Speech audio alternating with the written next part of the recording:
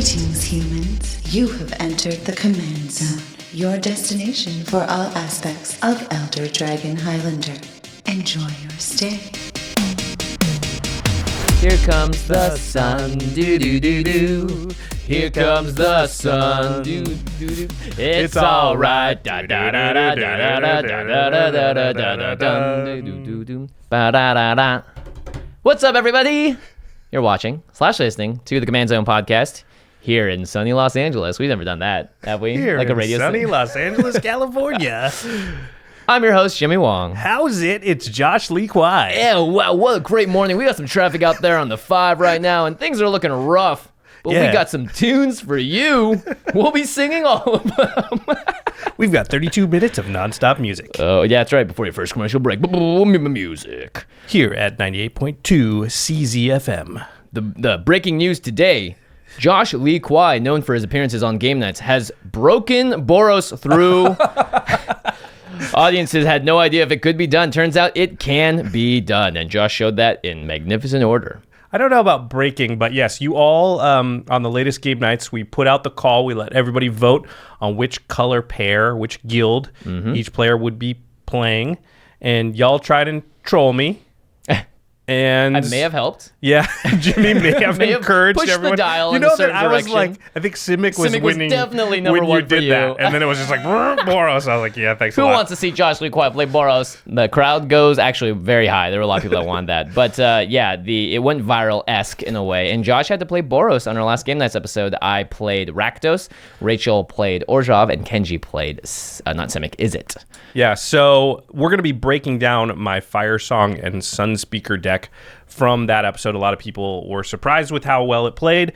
I was a little surprised as well. No, I'd played it a few times, so I knew the deck was strong. Yeah. So a lot of people expressed interest in hearing us break it down. So we're going to do that. Before we get into it, we do need to talk about our sponsors. You know, if you want to build a really cool Boros deck, either this one or we just previewed a really sweet Boros legendary creature from War of the Spark. Let's just deck tag that. Yeah, I actually think that deck's probably... I think it's better than this deck. Oh, I think it's actually much better than this deck. Yeah, and we'll talk about that. So you can go to cardkingdom.com/commandzone right now and pick up Boros cards basically for either one of these decks, or you can just pre-order your booster boxes, your bundles, all that type of stuff. And you're going to buy Magic cards anyway. You really are helping out this show, Game Nights, all of our content when you use the affiliate link when you do buy the cards. And while you're there, Ultra Pro, represent the Legion. The Legion did approve. That's the top comment on the last video. Yeah. So the Legion approves, and you have a way to do that with Ultra Pro product with their playmats, deck boxes, sleeves, across every way you want to. You can find a way to theme your playmats to be whatever guild you want. In this case, we are talking about Boros. There's a lot of Boros on the Command Zone this week. Yeah, that is actually. And the final way to support all of our content is directly if you go to patreon.com/commandzone. You know, we have a really good community. You can chat with Jimmy and I daily. We're on our Discord server quite a bit these days. And there's a lot of other people on there. If you're deck building, brewing, whatever, there's a ton of experienced EDH players. Yeah, way more than me, to be honest. That are giving out advice. I'm all the time hearing about cards where I'm like, I have never even heard of that card, but it seems awesome. Yeah. So our Discord is available to patrons at a certain level if you go to patreon.com/commandzone. And also, we call out one lucky patron every single episode. And this episode is dedicated to Keith Rupp. Keith, you rock. Keep it up. All right, so let's go into Firesong and Sunspeaker, the deck tech.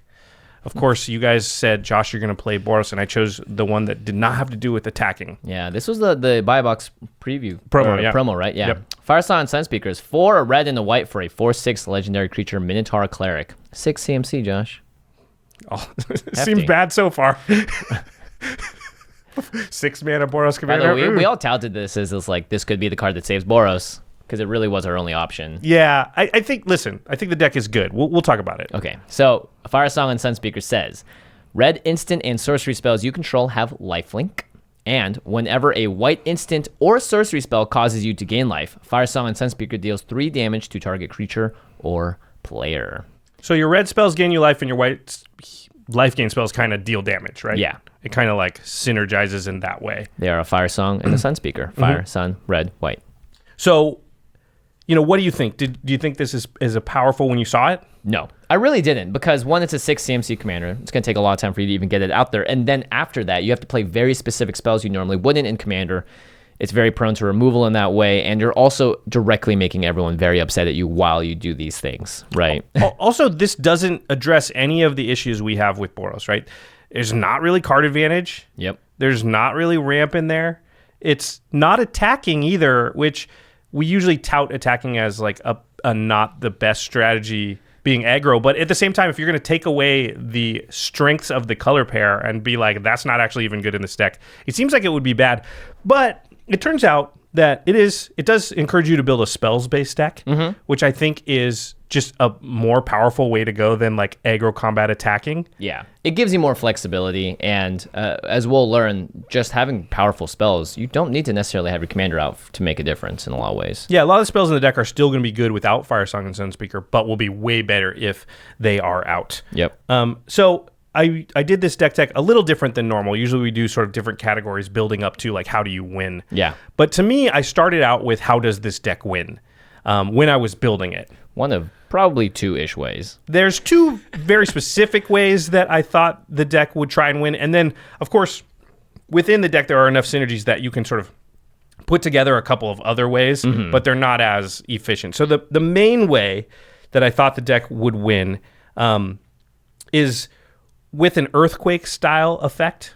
So I'll just read Rolling Earthquake, but there are a couple cards that basically have this same text in the deck.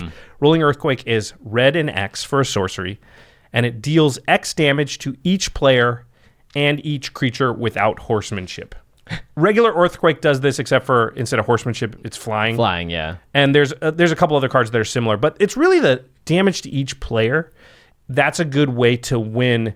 Because, yes, it's dealing damage to you, but because your spell has lifelink... Thanks to Firesong and Sunspeaker. ...that damage to yourself is evened out. Not even evened out. You gain some life a lot of times. Well, you gain life off the other players and even out with you. So if you did this for, let's say, X equals 20, that would deal 20 to yourself, but that would even out. So you'd gain 60 life off that exchange. Yeah. And deal 20 to everybody, which is a lot. And so that was one of the ways that I envisioned the deck being able to sort of win or finish off the stragglers near the end of the game. Is like, boom, big explosion, I gain life so it doesn't kill me, you all die. Yeah, and even if you don't kill them, you maim them to the point where they are within, getting shot down by something, and you are now at 70, 80 life, in which case the other most powerful card in this regard, it would be Aetherflux Reservoir. Yeah, we did see this on Game Nights. Yeah, and this is actually a very popular commander card. Obviously, black and white and a lot of life gain decks will use this to great advantage, in Storm decks as well. It's a 4-mana artifact.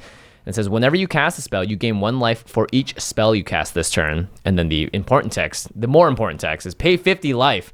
Aetherflux Reservoir deals 50 damage to target creature or player. This is almost never going towards a creature. I'll say that much. Yeah, and you're not even too worried about that every time you cast a spell, you gain life thing. A lot of decks they're going to try and chain together 5-6 spells to gain the life to use this. You're like, no, I'm gaining a ton of life off of a single Earthquake at some point in the game or something like that. And then Aetherflux Reservoir just gives me a way to use all that life and finish off like a person or two people maybe. Death Star people, as people talk about it. If you ever get to over 100 life and you have Aetherflux Reservoir, it's nearly impossible to lose the game. Yeah, no one can do anything to you because you would just be able to point it directly at them and say a threat of activation. They can't even go to remove the Aetherflux Reservoir most of the time because if they do, in response, you laser them and anything they've got on the stack goes away with them. Only like Croson Grips and certain like split-second cards. Yeah, and maybe like disallows things that counter activated abilities can maybe get you out of that, but it's very difficult. There's not a lot of cards that will get them out of the situation once you have it on the table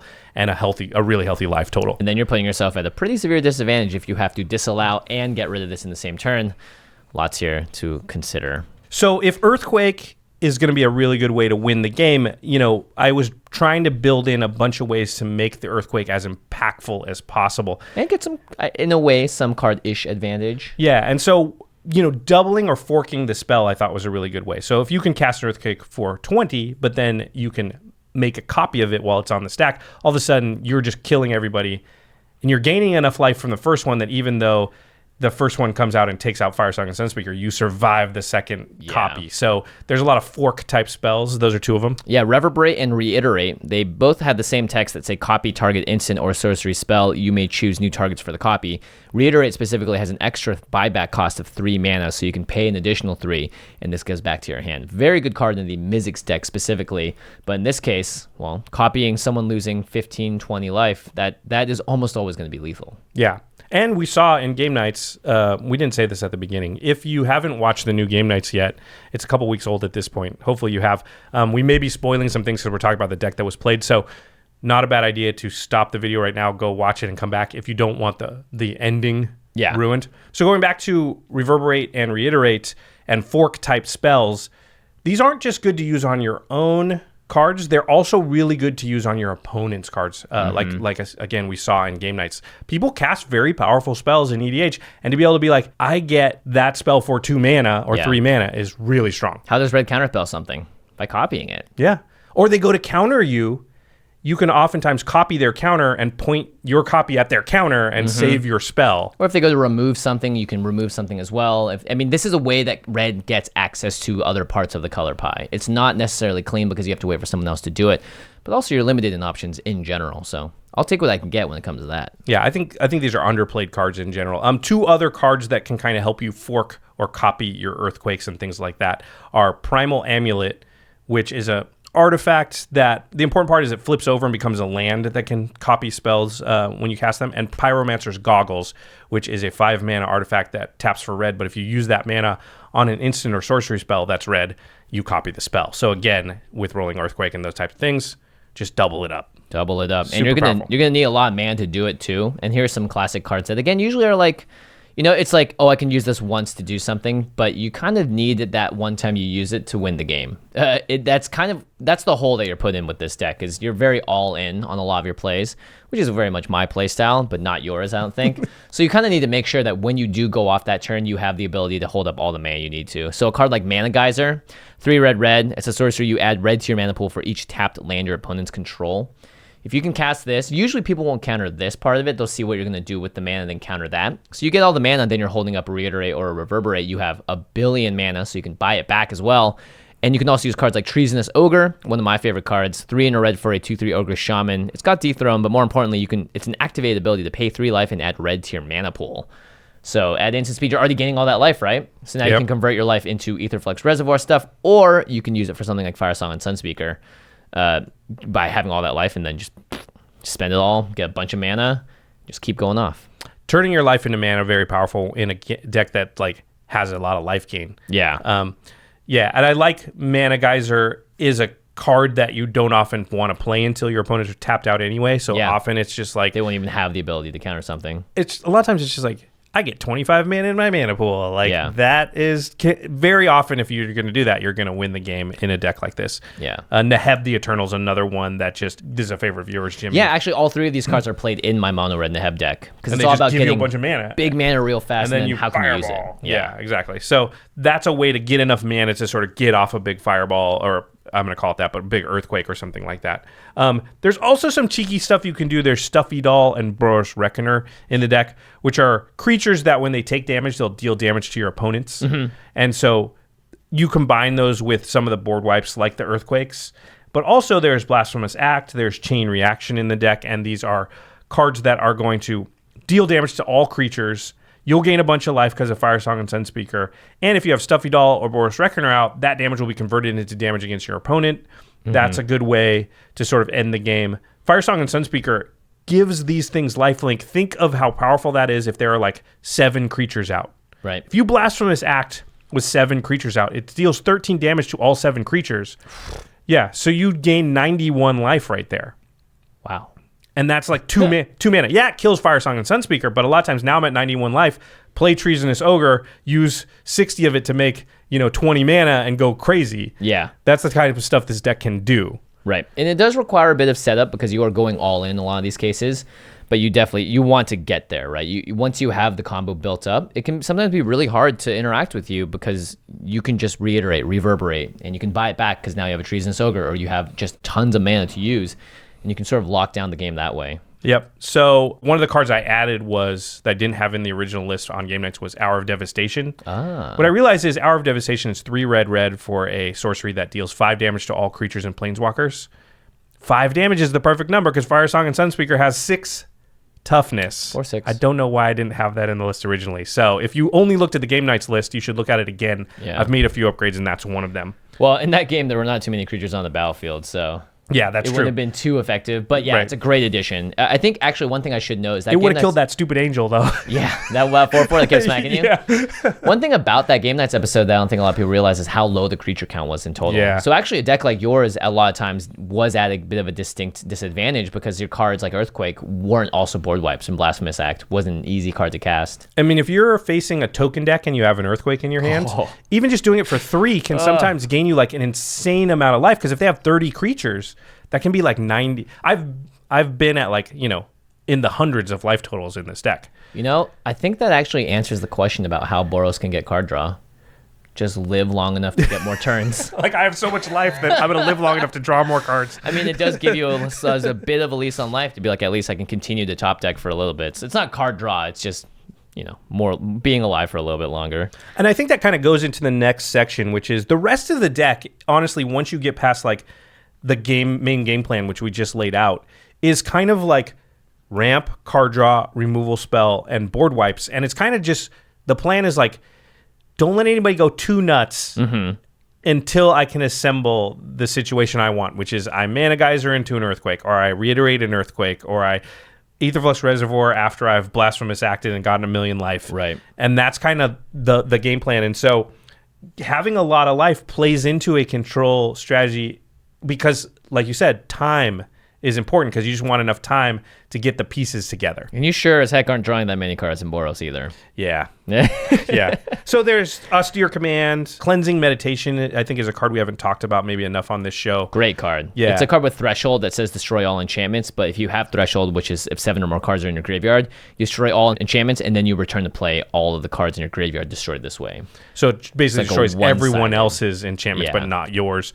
And the deck doesn't have a ton of enchantments, so even if you just need to fire that off, a lot of times you're going to be fine. Well, red is not great at dealing with that, right? Right. And white is sort of where they have to go for that. So that's why Austere Command is just, again, one of the best board wipes in the game, bar none. There are some efficient removal spells. Lightning Helix is a really good one. It's a red and a white for an instant. It deals 3 damage to a target creature or player, and you gain 3 life. But it really deals 6 and you gain 6 because Lightning Helix deals 3, has lifelink, so you gain those 3. Then you gain 3 life, and Firesong and Sunspeaker says if a white instant or sorcery would gain you life, you deal 3 damage to something. So then it deals 3 more. So 2 mana, deal 6, gain 6, super efficient and just worth it in the deck. I didn't actually put like Lightning Bolt in here. I still didn't think it was quite efficient enough. No, I think Lightning Helix is the right call because it's both colors and affects both sides of Firesong and Sunspeaker. And Lightning Helix, sure, someone like Ben Bateman might play it in their commander deck because they love playing modern. And he will probably cards. get me with it. Yeah, 100%. But you do have the additional value. I don't think just gaining life off a Lightning Bolt is enough. Right. You don't get the extra damage again like the Lightning Helix does. Exactly. Yeah. And then here's a card we just keep talking about more and more. Electrodominance, cardkingdom.com/command zone, pick up a copy. X red instant, it deals X damage to any target, and you can cast a card with CMC cost X or less from your hand without paying its mana cost. It's a great way to give cards flash at instant speed because this is an instant. This can just get people as well. There's tons of different options and times when you'll cast this, maybe you'll put out a blocker, or you'll cast this and then you'll be able to throw out a Sunforger end of turn before someone can really deal with it. There's a lot of things Electrodominance does. It's a good way to sneak the Aetherflux into play at the end of turn so that they're not ready for it. Right. And then the next sort of thing to talk about with the deck is the literal best card. Yeah, what Jimmy correctly identifies during that Game Nights episode as the best card in the deck. By a long shot, by the way. And I think most Boros decks, if they have this card in it, it will be the best card in the deck. It's Sunforger, which if you watch the episode, you see, like, I get to the point where that's my entire game plan. Like, well, you look at your hand, you have 2 cards. 2 cards most of the game, and I'm like, Sunforger, equipping and unequipping is my only ability to stay in the game, and it's actually decent. I was in the game just with that game plan. So let me read Sunforger. It's 3 mana for artifact equipment. Equipped creature gets +4/+0. Doesn't generally matter, but it can because you make an 8/6 Firesong and Sunspeaker that's hitting people. It's not like that doesn't matter at all. But the big text is, it equips for 3 mana. But the big text is you pay a red and a white and you unattach Sunforger. And then you search your library for a red or white instant card with converted mana cost 4 or less, and you cast that card without paying its mana cost. So basically a 5 mana tutor, 3 to equip, red and the white on top of that. Find any red or white instant sorcery card. Not sorcery, just instant. Oh, instant, yeah. With CMC 4 or less. I think actually the 4 or less number is pretty important too. You can get some bigger stuff with it. Yeah, if you do 4 CMC, you really only overpaid by 1, and you... It's card draw because it was in your library, and now you're playing the card. And it's card selection, card draw, it's tutoring. It's tutoring, yeah. Because you're getting specific cards and specific answers. And so most decks that have Sunforger will have a Sunforger package. And there's sort of 2 ways that Sunforger package can be meant. The first is a couple of different ways to find the Sunforger. So Enlightened Tutor, Steel Shaper's Gift. I talk a lot about Steel Shaper's Gift as a card I'll put in, even though I only have like a Skull Clamp and a Sword of Feast and Famine in the deck, because Skull Clamp is so good that like I just want another copy of it. Yeah, Sunforger plays that role in this deck, so Steel Shaper's Gift. Also, there's a Sword of Fire and Ice that I recently put in there as additional card draw. And yeah, that's good. Normally I would put Feast and Famine, right? Right. Well, Feast and Famine or maybe the life gain one. Yeah, but in this deck I actually put Fire and Ice because of the card draw on the sword, and I wanted it. But Sunforger is the card you go get first. It's just that if you draw Steel Shaper's Gift, when you already have Sunforger, you can still use it for the other equipment. So back to Sunforger package, that also means the cards in the deck that are there because you know you could go get them with Sunforger. And this is a really toolboxy thing, and that's why when it's out, it's so powerful, because anything that happens, at least the first couple of times until you start running out of gas for the Sunforger, you have a way to deal with it. It's funny, Red-White has a few outside the color pie things that like really give you a lot of play. Yeah, and the downsides, right? You can only unequip it once. It's on someone else's turn, so you have to wait for it to come back. But at the same time, we talk about this at Boros, you are so limited in your options that this, even though it's good, it's very powerful, and I think this in any other color combination would be absurd. Right. In Boros, it just happens to be the best card because nothing else comes close to doing this, even though it does have its limitations. So that just gives you another idea of like, Josh didn't break Boros, all right? He made a great show of it, but I think we only referenced it once, but you really just had no cards in your hand the entire game. Yeah. So some of the cards in the Sunforger package that you can go get, we saw played on game nights. Lapse of Certainty is a white counter spell. We recently had a big discussion on the Discord about whether it's a real counter spell. I think people... It's a tempo spell. I really do think it's a real counter spell. I think people overestimate the downside of... Well, let's go ahead and read the card. 2 and a white for an instant. Counter target spell. It's a white card. If that spell is countered this way, put it on top of its owner's library instead of into that player's graveyard. So it does time walk them a little bit too, because they have to redraw the spell and they're not going to draw a new card the next turn. Yeah, I think people think like, oh, a lot of people said, well, it really only delays them or whatever. And technically it reads that way, but I've never played Lapse of Certainty where I thought it mattered that it went on top of their library. I was never like, oh man, they're going to draw it next turn and what am I going to do? Most of the time you're protecting something important that's going to happen next turn, or you're stopping somebody from winning right then. And a lot of times it's like, I stop you from winning. Now everybody knows you're about to win and now we can concentrate on you and your window is gone. Yeah. And that happens, I think, a lot in Commander, which is like in 1v1, you only have yourself to rely on, so delaying somebody is not that great because, like, well, what are you going to do when they now draw it and play it? Yeah. But in a multiplayer game, I have 2 other people. What I'm going to do is is basically what I've done, which is I warn Jimmy and Mel that Craig's about to do this thing, and they can now help me. Yeah. Or, and in the case of our game nights, it was a little different where you did this to protect your own stuff, which I thought was by far the most bizarre sequence of plays maybe ever. The counterspell war between Boros and Orzhov. It happened. It's on game nights. Teferi's Protection, a card we talk about all the time, which can protect you from basically anything. There's also 2 cards I think that are really good in the deck, and unfortunately, specifically what Rachel did at the end of game nights didn't allow these to come into play.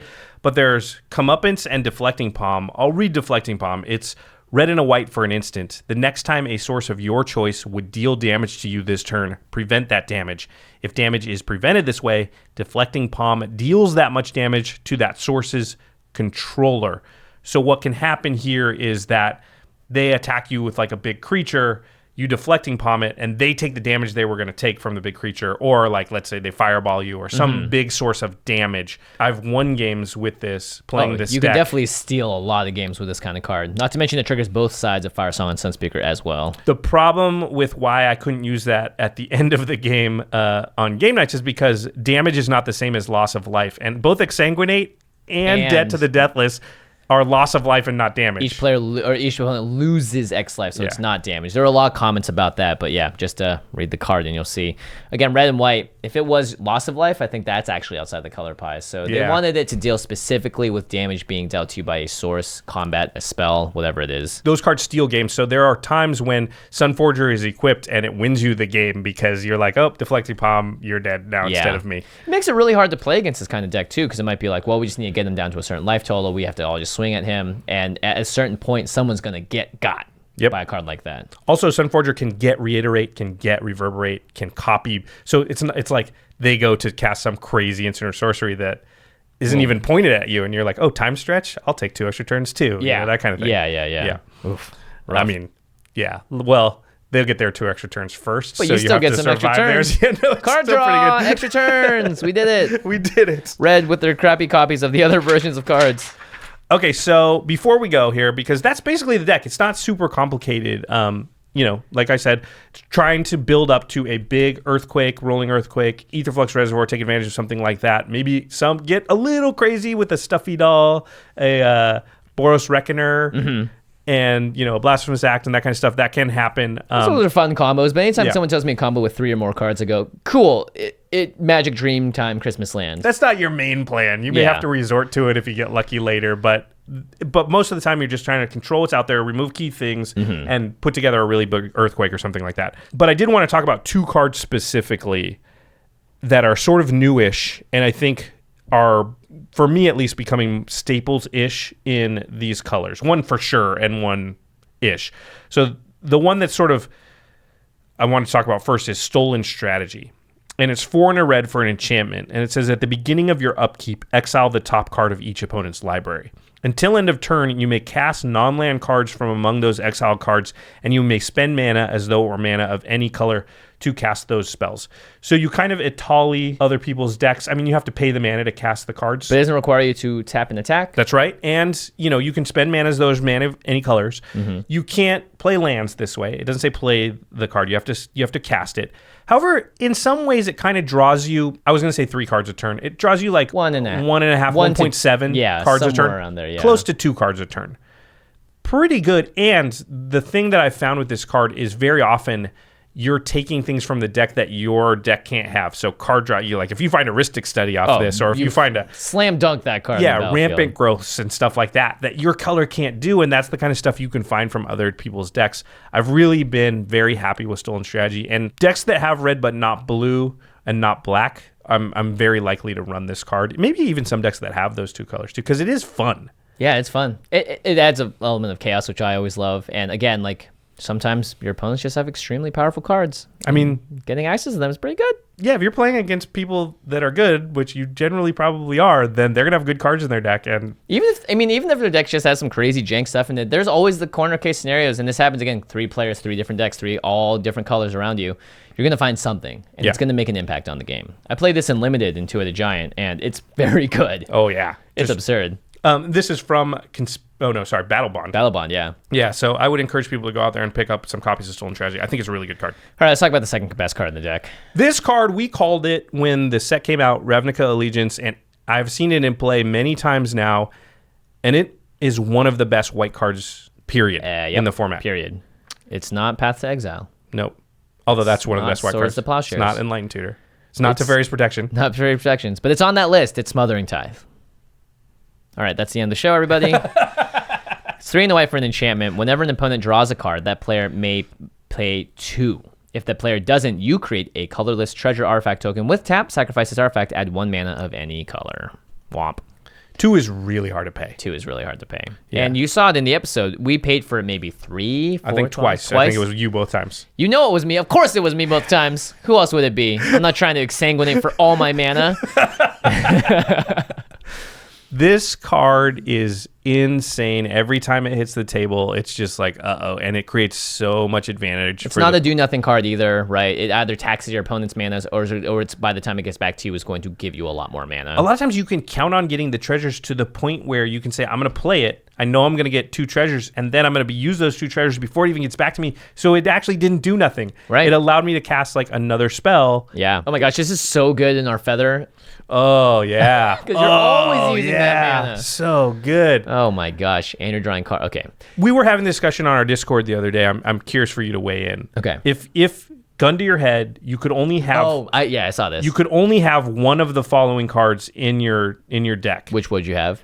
Teferi's Protection, Smothering Tithe. Those are your choices. You can't have both. You can only have one. What do you put in? Smothering Tithe. I think so, too. Yeah, Teferi's Protection, it's a one-time use. It exiles itself when it gets to your graveyard. You never get to get it back. Smothering Tithe, in general, the way to win Magic games is by playing cards and using mana. And Smothering Tithe is going to get you more consistently.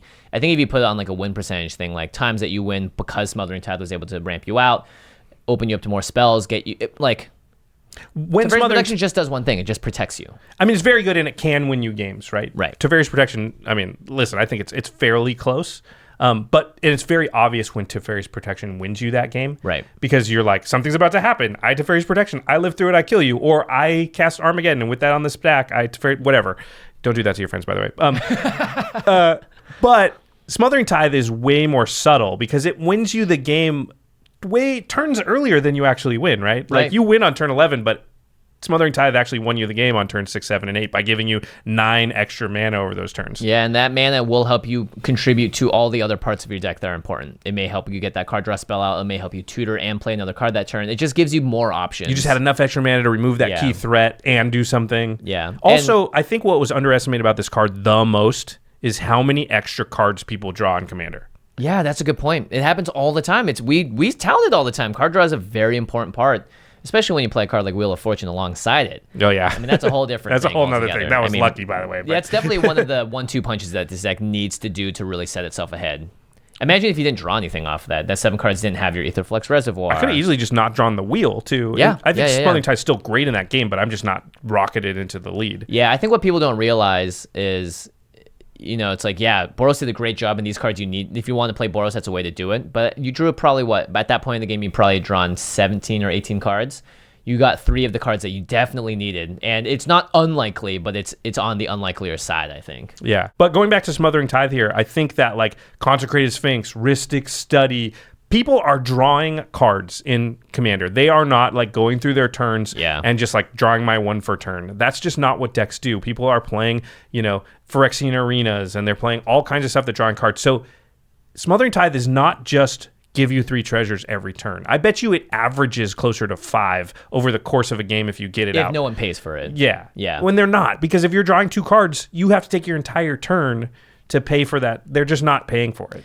Yeah, I mean, honestly, when I was playing that game, I was just crossing my fingers and going, I really hope Josh doesn't draw another creature, because all he's doing is drawing 1 card a turn, but he's making 1 million mana. So you're just afraid of what that person can do with that mana. Smothering Tithe is very good. You have to pair it up with some sort of card draw in some way. It's just like any other ramp spell, right? Yeah. You can run into the problem of I have tons of mana, but nothing to do with it. Mm-hmm. But I just think that card's really, really good. So wanted to talk about it a little bit. Right. Here's some cards that I was considering for the deck, and for a couple of reasons didn't put in, and I just wanted to talk about. So I think Pyroblast or Red Elemental Blast are both really good includes. These are 1 red mana to destroy a blue permanent or counter a blue spell. These are really good cards. I think most red decks that don't have blue want to run these. You run into a lot of blue in Commander. The reason I didn't is because we knew the meta for that game. Everyone did. Everyone built around the fact that we're playing, these are the guilds. We knew what guilds everybody else was going to be. And since only one deck was going to have blue, it didn't seem worth it to put that in. Now, we didn't know the specific cards in everybody's deck, but you knew, like, blue deck. So you may have put in a blue Elemental Blast if you knew that Kenji, he's playing blue. So if you think Cyclonic Rift is really going to blow you out that hard, then yeah, you might. That would be the corner case, I think. But I think in your average Boros deck, put it in there because most games there's going to be a couple of decks with blue in them. And if there's 2 decks at the table with blue in them, and often you're against 3, let's be honest, then that's 1 mana, any of their spells. Like it becomes a really good card. I mean, not to mention, though, you do have Reiterate and Reverberate in this deck, so you do have some protection against it. But yeah, I think if your meta tends to run more heavily towards blue, it's always nice to have 2 options. It's like I have a Reiterate and an Elemental Blast. someone plays a blue spell, you're going to want to counter it with this specific card that can do it, because you don't want to save your Reverberate for something more important later on. Dictate of the Twin Gods is 3 red for an enchantment with flash, and it basically doubles damage. Mm-hmm. And I think that's a card that I would think about adding, because it's another way to sort of quote unquote fork your Earthquake. Yeah. Flash it on the end step before your turn, now cast the Earthquake. Now my 20 damage does 40, kills everybody instead of just being mildly annoying. Furnace of Wrath, I think, also does Furnace of Wrath thing. is another one. More wheels. More ways to just draw cards, really. I really only had the one, but I think Reforged the Soul is probably a good one I would think about. I don't like the ones that count the number of cards in your hand, then shuffle and draw that many, because you don't get card advantage off that. Yeah, you're actually losing a card, and then you count the cards in your hand. And if you don't have a lot of cards to begin with, like Josh didn't have for the entirety of the game, then it's hard to refill your hand in that way. Yeah, and I think people don't maybe understand why Wheel of Fortune is so good and an expensive card and was, it was restricted back in the day. It's because it draws you 7 no matter what. So if you can play all your cards, go down to 1 or 2 cards, cast it just drew you 5. Yeah. Yeah, so it's very, very good. And then I put not Mana Tithe.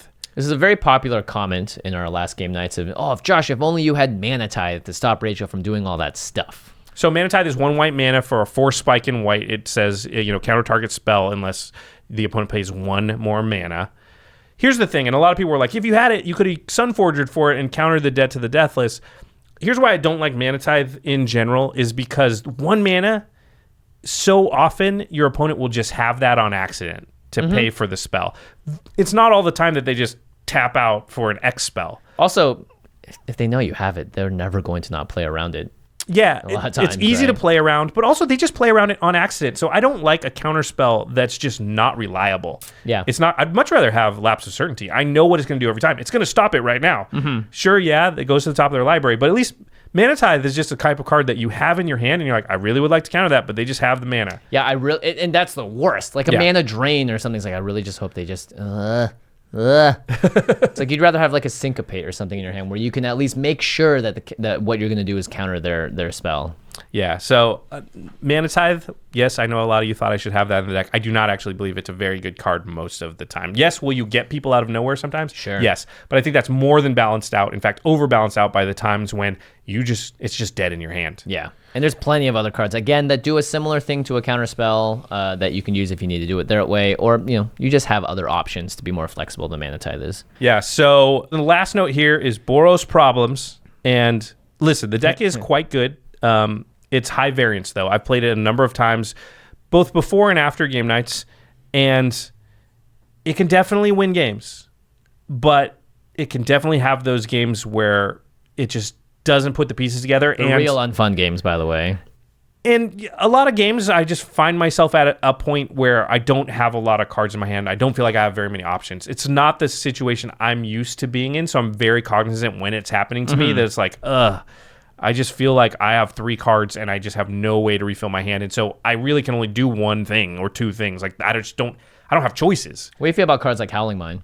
Yeah, I have Howling Mine in the deck. There you go. So just because, listen, if you're in blue and you got Rhystic Study out, giving you 1 more card turn is not as big a deal as me getting 1 more card turn. Yeah. So I feel like it's not that much of a downside. This deck is definitely dependent on the fact that you got to draw the right stuff at the right time, but also have a way to last. Yeah. Because again, like we saw what happened. If Josh had just drawn a little bit differently, it was only because of Sunforger you were able to always have a relevant answer. And Smothering Tithe. And Smothering Tithe, combined, like gave me the mana to just recast the commander over and over. Because think you don't have Smothering Tithe in that game, I'm just totally out of it because I can't even recast the commander. It was costing 12 mana by the end. Yeah, exactly. So again, the deck is very good. There's definitely been points where I'm at 287 life or whatever. Like it is cool. And Lifelinker can take you to that total. Yeah. So download Lifelinker on the App Stores if you guys want the Lifelinker app that we use when we are playing the game. All right. To the listeners. Do you have a favorite Boros deck? Yeah, it's probably this one. Do you think the color pair, red-white, is as weak as we say, or are you one of those people that disagrees and thinks that it's just fine? We do hear from people that say, I don't think Boros needs any help at all. I think it's totally fine. Which seems nuts to me, but As maybe a man that loves red, I can disagree with you confidently there. Maybe with Feather and a few more like that, we'll eventually get there. But the problem is a few more Smothering Tides. Yeah, and I think the way they're doing it doesn't really break because it's like one creature that you need to base everything around to make. At least it's legendary. So At least it's legendary. Yeah. I think we need more cards on the level of Smothering Tithe. Maybe a couple more like that. That card is so good. It single-handedly makes white a few percentage points better than it was. Like that's crazy for one card to do that. Yeah, absolutely. But it's still not enough to sort of push the color pair into the realm of the other color pairs. Yeah. Okay, well, since we've talked up Sunforger, Smothering Tithe, Stolen Strategy, Firesong and Sunspeaker, Feather, you can probably pre-order right now, War of the Spark.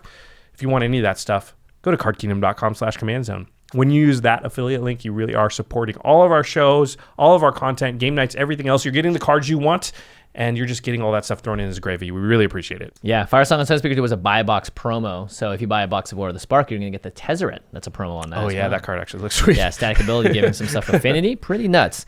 Also, while you're over at Card Kingdom or at your local game store, Ultra Pro sponsors this show. You can find some Ultra Pro product. Like, again, Josh was really able to rep Boros with these sweet Boros sleeves.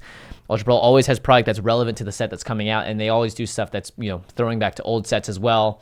We've seen them print awesome playmats for all the GPs, so supporting Ultra Pro also supports this show. Yeah, we really appreciate that. Okay, now it's time for the end step, where we talk about something outside the world of Magic. Josh is turning his entire body to me right now. I have something. Oh, you do? Yeah. I thought that was the Jimmy time to fill the space. Actually, it's my turn because you've saved me the last couple of times. Nice. So okay. All right. I'm down. It's a show on Netflix. It's called The OA. Have you seen it? No. Okay, so I think it got suggested because we like Stranger Things a lot. Okay. And it's kind of this weird supernatural thriller thing. It's hard to explain. It's a mystery type show. I'd put it in the category of Stranger Things or like Lost.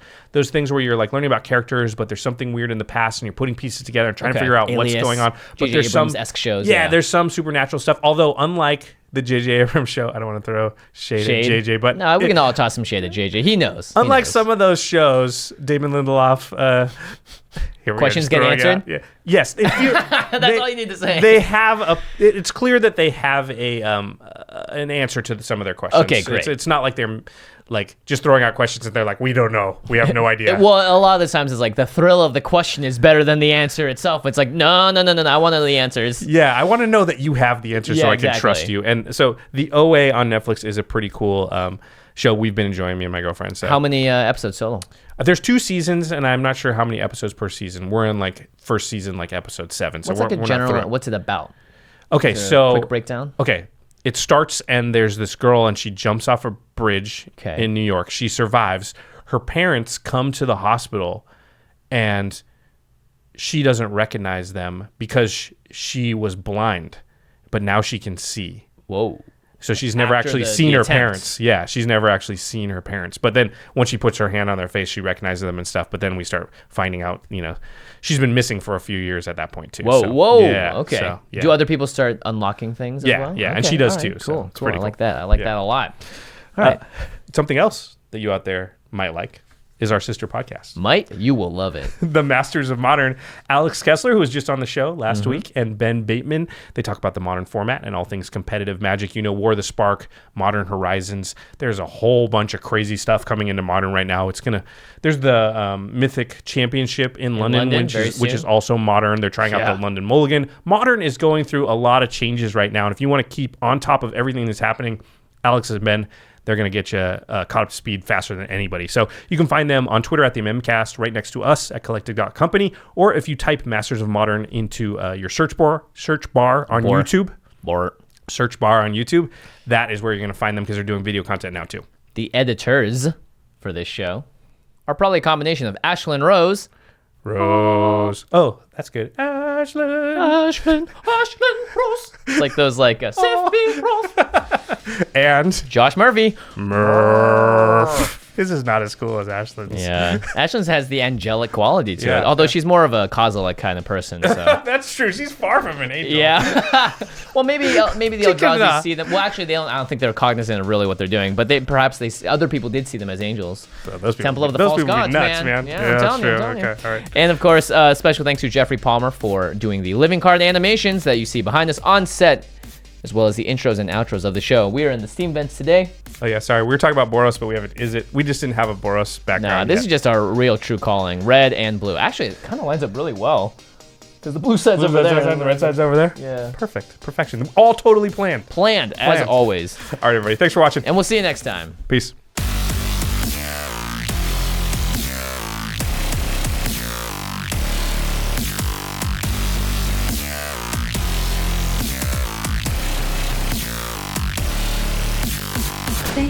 for your attention.